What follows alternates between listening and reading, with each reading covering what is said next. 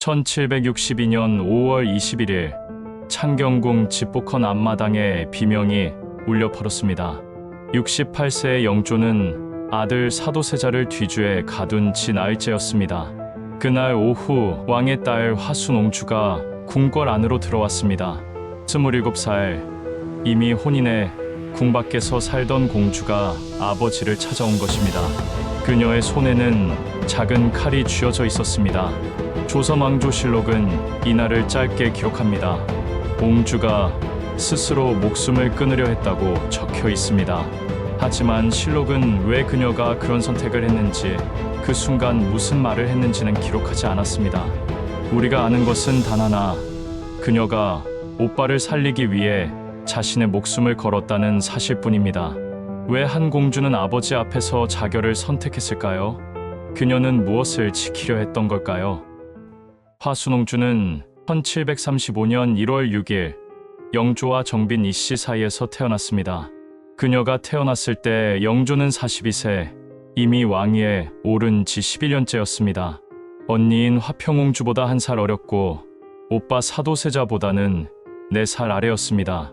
궁궐에서 자란 공주로서 그녀는 왕실의 모든 예법과 격식을 배우며 자랐습니다. 그녀가 자란 1740년대 궁전은 조용하지 않았습니다. 아버지 영조는 탕평책을 펼치며 정치적 균형을 잡으려 애썼지만 노론과 소론의 대립은 계속되었습니다.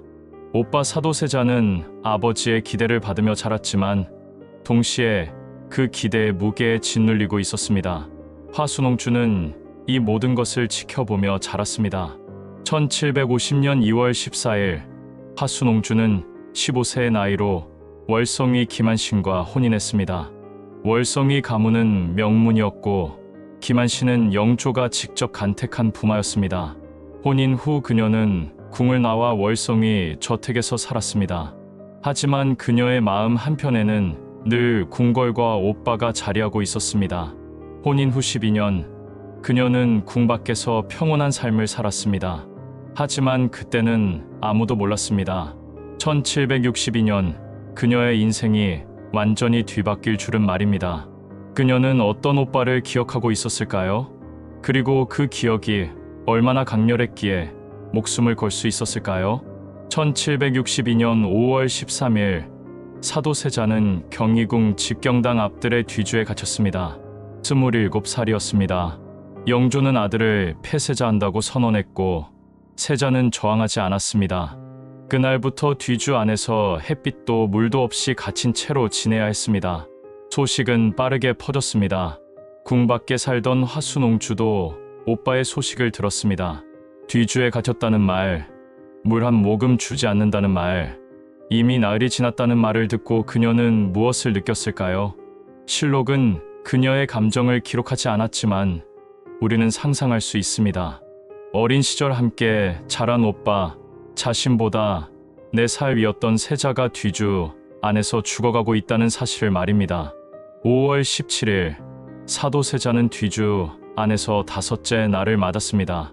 궁궐 안팎으로 소문이 퍼졌습니다. 실록에는 세자빈 혜경궁 홍씨가 매일 아침 저녁으로 뒤주 앞에 나가 엎드렸다고 기록되어 있습니다. 대신들은 입을 다물었고 영조는 아무도 만나지 않았습니다. 화순옹주는 남편 월성위 김한신과 의논했을까요? 아니면 혼자서 결심했을까요? 기록은 없습니다.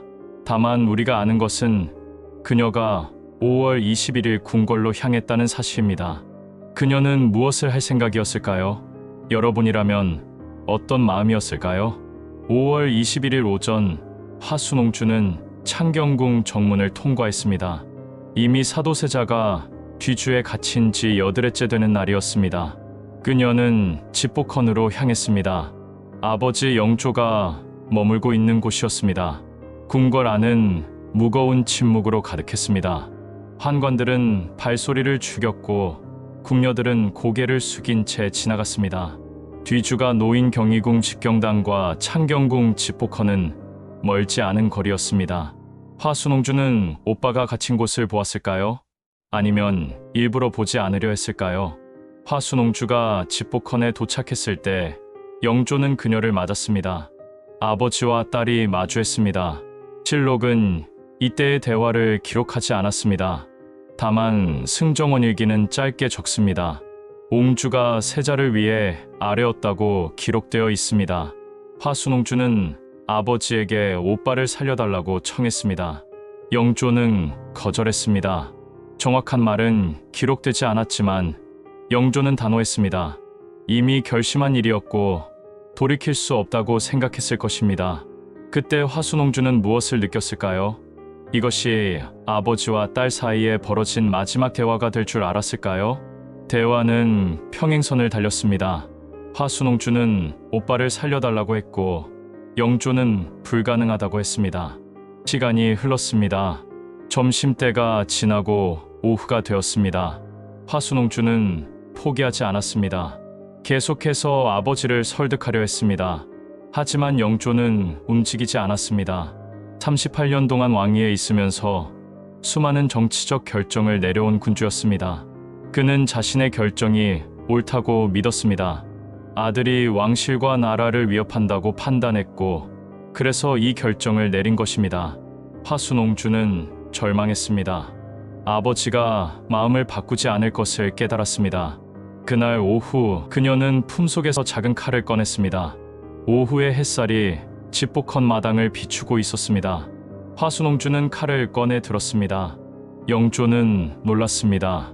친아들이 급히 달려들었습니다. 하지만 화순옹주는 물러서지 않았습니다. 승정원 일기는 기록합니다. 옹주가 스스로 목을 찌르려 했다고 적혀 있습니다. 자결을 시도한 것입니다. 아버지 앞에서 궁궐 한가운데에서 27살의 공주가 칼을 들었습니다. 화순옹주는 떨렸습니다. 두려웠습니다. 하지만 멈추지 않았습니다. 친아들이 화순옹주를 붙잡았습니다. 칼이 마루 위로 떨어졌습니다. 쨍그랑하는 금속 소리가 집복헌 마당에 울려 퍼졌습니다. 비명이 이어졌습니다. 궁녀들이 울음을 터뜨렸습니다. 영조는 말이 없었습니다. 화순옹주는 왜 이런 선택을 했을까요? 단순히 오빠를 살리기 위해서였을까요? 아니면 아버지에게 최후의 호소를 하기 위해서였을까요? 실록은 화순옹주의 마음을 기록하지 않았습니다. 하지만 행동은 기록했습니다. 그리고 그 행동의 의미는 명확했습니다. 오빠가 죽는다면 자신도 함께 죽겠다는 의지였습니다. 영조는 화순옹주를 보았습니다. 칼을 들고 자결하려 했던 딸, 오빠를 위해 목숨을 걸었던 딸을 보았습니다. 화순옹주의 치마는 마루에 흩어졌고 검은 머리카락은 어깨 위로 흘러내렸습니다. 그녀의 하얀 얼굴에는 눈물 자국이 선명했습니다. 영조는 무엇을 생각했을까요? 실록은 기록하지 않습니다. 다만 우리가 아는 것은 그날 이후에도 영조의 결정은 바뀌지 않았다는 사실입니다. 화순옹주는 신하들에게 둘러싸여 집복헌을 나갔습니다. 그녀의 시도는 실패했습니다. 칼은 화순옹주의 몸에 닿지 못했고 오빠는 여전히 뒤주 안에 있었습니다. 화순옹주가 궁을 나설 때 무슨 생각을 했을까요? 후회했을까요? 아니면 더 강하게 시도하지 못한 것을 아쉬워했을까요? 법은 왕의 결정을 따랐지만 화순옹주의 마음은 오빠 곁에 있었습니다. 법과 가족 사이에서 화순옹주는 가족을 선택했던 것입니다. 그날 저녁 창경궁은 조용했습니다. 하지만 그 침묵 속에는 수많은 감정이 소용돌이치고 있었습니다. 아버지의 단호함, 화순옹주의 절망, 아들의 고통이 뒤섞여 있었습니다. 5월 21일의 사건 이후 여드레가 지난 5월 29일 사도세자는 뒤주 안에서 숨을 거두었습니다. 27살이었습니다. 그가 뒤주에 갇힌 지 여럿새 만이었습니다. 실록은 차갑게 기록합니다. 세자가 졸했다고 적혀 있습니다. 하지만 모두가 알고 있었습니다. 그가 아버지의 명으로 죽었다는 것을, 굶주림과 갈증으로 죽었다는 것을 말입니다. 화순옹주는 오빠의 죽음을 어떻게 받아들였을까요? 자신이 실패했다는 사실을, 칼을 들었지만 아버지의 마음을 바꾸지 못했다는 사실을 어떻게 견뎠을까요? 기록은 없습니다. 승정원 일기도 조선왕조실록도 화순옹주의 이후 삶을 자세히 기록하지 않았습니다. 다만 우리가 아는 것은 몇 가지 사실입니다. 화순옹주는 오빠가 죽은 후에도 살아남았습니다. 남편 월성위 김한신과 함께 궁 밖에서 생활했습니다. 아버지 영조는 1776년까지 오빠가 죽은 후 14년을 더 살았습니다. 그 14년 동안 화순옹주는 아버지를 어떻게 대했을까요? 그녀의 마음속에는 무엇이 남아 있었을까요? 1772년 11월 19일 화순옹주는 37세의 나이로 세상을 떠났습니다. 오빠가 죽은 지 10년 후였습니다. 영조보다 4년 먼저 세상을 떠난 것입니다. 화순옹주가 죽었을 때 영조는 79세였습니다. 실록은 그녀의 죽음을 짧게 기록합니다. 화순옹주가 졸했다고 적혀 있습니다. 화순옹주의 남편 월성위 김한신은 아내가 죽은 후에도 오래 살았습니다. 1783년까지 살았으니 화순옹주보다 11년을 더 산 것입니다. 그는 아내를 기억하며 어떤 삶을 살았을까요? 1762년 그날 아내가 칼을 들었던 순간을 어떻게 기억했을까요? 화순옹주의 이야기는 우리에게 5가지 질문을 남깁니다. 첫째, 가족을 위한 희생의 한계는 어디까지일까요? 화순옹주는 오빠를 살리기 위해 자신의 목숨을 걸었습니다. 왕의 딸이라는 신분도 혼인한 여성이라는 지위도 화순옹주를 막지 못했습니다. 화순옹주에게 오빠는 단순히 세자가 아니라 함께 자란 가족이었습니다. 현대를 사는 우리도 가족을 위해 어디까지 희생할 수 있을까요? 그리고 그 희생은 과연 옳은 것일까요? 때로는 희생이 상황을 바꾸지 못할 때도 있습니다. 화순옹주의 시도가 그랬듯이 말입니다. 둘째, 권력 앞에서 개인의 목소리는 얼마나 무력한가입니다. 영조는 조선의 왕이었고 그의 결정은 절대적이었습니다. 화순옹주가 칼을 들고 자결을 시도해도 신하들이 눈물을 흘려도 그의 마음은 바뀌지 않았습니다. 이것이 권력의 본질입니다. 한번 내려진 결정은 되돌리기 어렵고 그 결정 앞에서 개인은 무력합니다. 오늘날 우리 사회에서도 비슷한 일들이 벌어지고 있지 않나요? 조직의 결정, 시스템의 판단 앞에서 개인의 호소가 묻히는 순간들 말입니다. 셋째, 기록되지 않은 감정의 무게입니다. 조선왕조실록과 승정원일기는 화순옹주의 행동을 기록했지만 화순옹주의 감정은 기록하지 않았습니다. 왜 칼을 들었는지, 무슨 말을 했는지, 어떤 표정이었는지는 모두 사라졌습니다. 역사는 사건을 기록하지만 감정까지 기억하지는 않습니다. 하지만 그 감정이야말로 사건의 본질일 때가 많습니다. 우리는 얼마나 많은 감정들이 역사 속에서 지워졌는지 생각해봐야 합니다. 넷째, 실패한 용기도 용기인가입니다. 화순옹주의 시도는 실패했습니다.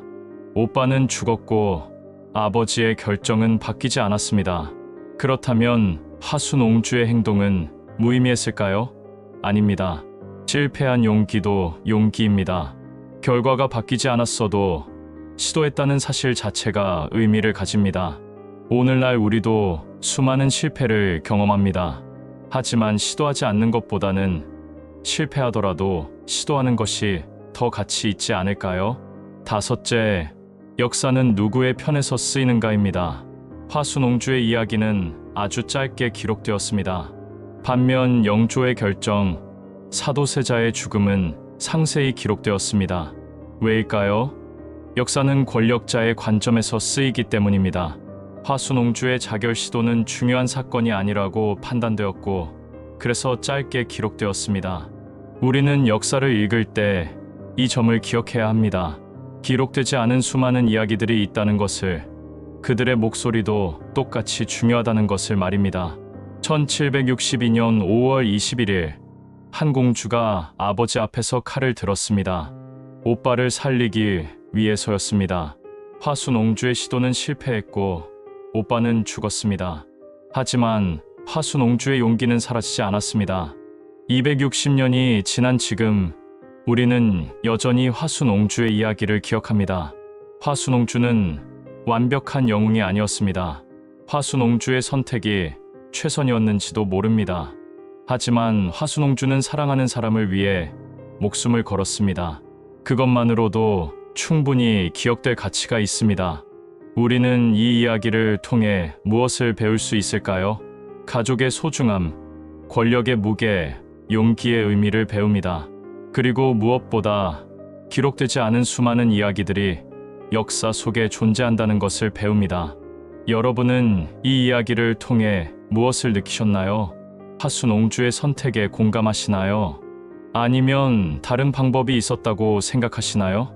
댓글로 여러분의 생각을 나눠주세요.